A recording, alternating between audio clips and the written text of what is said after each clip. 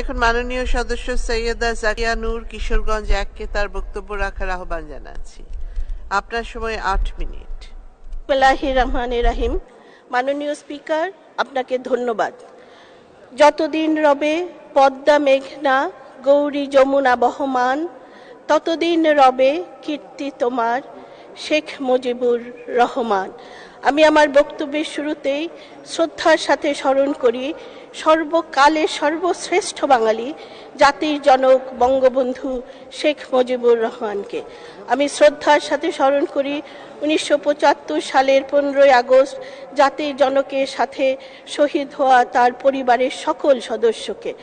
আমি শ্রদ্ধার সাথে স্মরণ করি জাতীয় 4 নেতা, আমার পিতা সৈয়দ নজরুল ইসলাম, শহীদ তাজউদ্দিন আহমেদ, মনসুর আলী এবং কামরুজ্জামান সাহেবকে, যারা বঙ্গবন্ধুর অত্যন্ত কাছের মানুষ ছিলেন এবং বঙ্গবন্ধুর নির্দেশে তার অবর্তমানে বাংলাদেশের স্বাধীনতা যুদ্ধের নেতৃত্ব দিয়েছিলেন এবং তারাই তাদের নেতার সাথে বেইমানি করেন নাই বিধায় পৃথিবীর সবচেয়ে নিরাপত্তম স্থান কেন্দ্রীয় কারাগারে তাদের নির্মমভাবে হত্যা করা হয়েছে। মাননীয় স্পিকার, গিনিস বুক অফ রেকর্ডে আছে পৃথিবীর যে 5টি নির্মমতম গণহত্যা সংঘটিত হয়েছিল তার একটি হয়েছিল বাংলাদেশে 71 সালে। আমি শ্রদ্ধার সাথে স্মরণ করি 30 লক্ষ শহীদ, 2 লক্ষ মা বোন, যাদের আত্মত্যাগের বিনিময়ে আমরা স্বাধীনতা পেয়েছি। আমি শ্রদ্ধা জানাই আমার বড় ভাই সৈয়দ আশরাফুল ইসলাম, যিনি বাংলাদেশের আওয়ামী লীগের দুইবারের সফল সাধারণ সম্পাদক ছিলেন। মাননীয় স্পিকার, আজ 22শে জুন রাত পোহালেই বাংলাদেশ আওয়ামী লীগের 75তম প্রতিষ্ঠা বার্ষিকী। বাংলাদেশ আওয়ামী লীগের ইতিহাসেই বাংলার ইতিহাস। 1952, 1966, 1969-এর গণ আন্দোলন সহ 71-এর স্বাধীনতা আন্দোলনেও এই দল নেতৃত্ব দিয়েছে। এই দল জাতির পিতার দল, হোসেন শহীদ সোহরাওয়ার্দীর দল, বাংলাদেশের আপামর জনগণের দল। আর গত 43 বছর যাবৎ এই দলের নেতৃত্ব দিয়েছেন আমাদের জননেত্রী শেখ হাসিনা, বঙ্গবন্ধু কন্যা। দেশ এগিয়ে চলেছে দুর্বার গতিতে এবং বিশ্ব মানচিত্রে স্থান করে নিয়েছে। অসংখ্য নেতাকর্মী বাংলাদেশ আওয়ামী লীগের আদর্শের জন্য জীবন দিয়েছেন। আজকে আমি তাদের সকলের আত্মত্যাগের কথা শ্রদ্ধার সাথে স্মরণ করছি।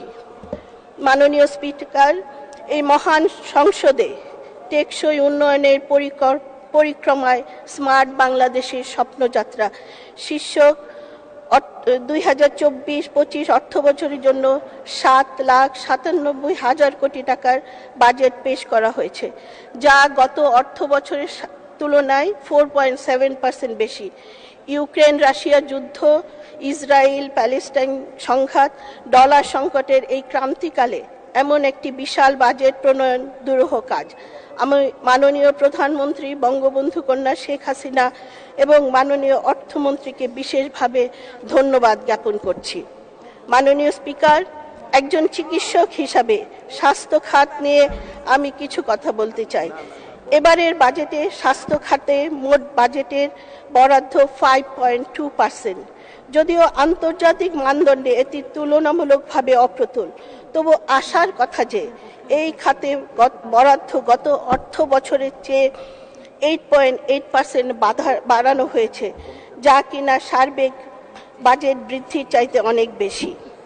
এই কথা সর্বজন বিদিত যে যারা সমাজের অবহেলিত দরিদ্র জনগোষ্ঠী, তারাই প্রধানত সরকারি স্বাস্থ্য কেন্দ্রের উপর সবচাইতে বেশি নির্ভরশীল।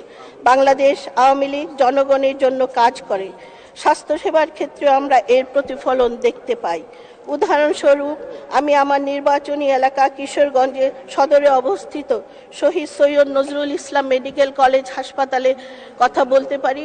সেখানে মাত্র 400 টাকায় রোগীগণ ডায়ালাইসিস সেবা পেয়ে যাচ্ছেন, যা মনে হয় না পৃথিবীর আর কোনো উন্নয়নশীল দেশে সম্ভব হয়।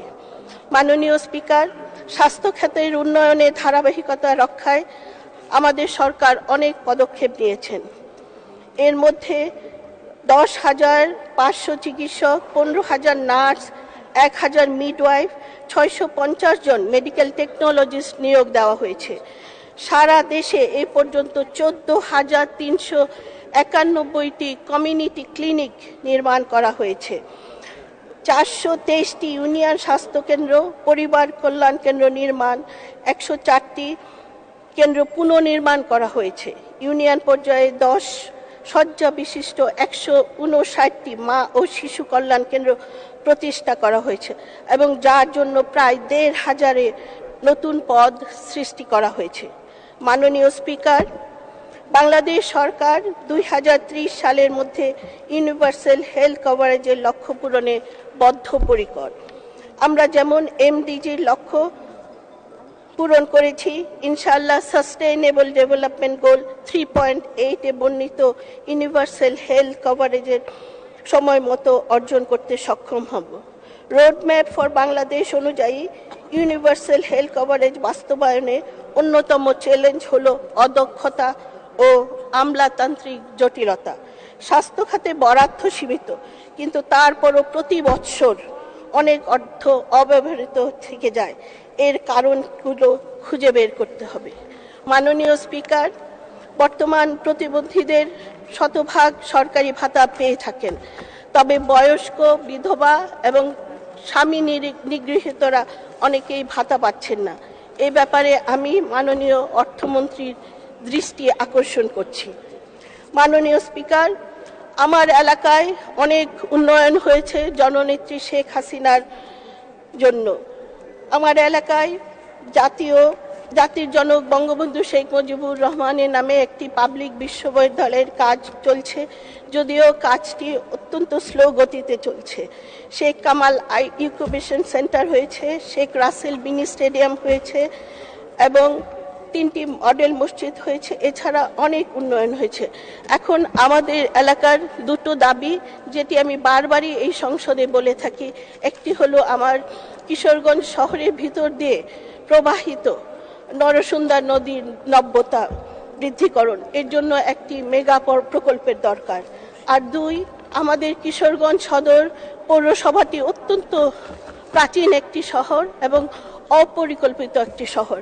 এই জন্য এখানে যানজট লেগেই থাকে এবং জলাবদ্ধতা হয়। আমি অনুরোধ করব যে একটি মেগা প্রকল্পের মাধ্যমে এই দিকে দৃষ্টি আকর্ষণ করার জন্য। মাননীয় স্পিকার, এবারে জাতীয় নির্বাচনে সঙ্গত কারণে মাননীয় প্রধানমন্ত্রী যে কাউকে মাননীয় সদস্য 2 মিনিট। ধন্যবাদ। প্রধানমন্ত্রী যে কাউকে নির্বাচনে প্রতিদ্বন্দ্বিতা করার সুযোগ দিয়েছেন, তাই আমার নির্বাচন এলাকায়ও স্বতঃস্ফূর্ত নির্বাচন হয়েছে। কিছু কিছু ক্ষেত্রে দুর্বৃত্তায়ন ঘটলেও সাধারণ জনগণ আধিপত্যবাদীদের বিরুদ্ধে অবস্থান নিয়েছে এবং মাননীয় প্রধানমন্ত্রী নৌকাকেই বিজয়ী করেছে। আমি কিশোরগঞ্জ ও হোসেনপুরের জনগণের আন্তরিক অভিনন্দন জানাই।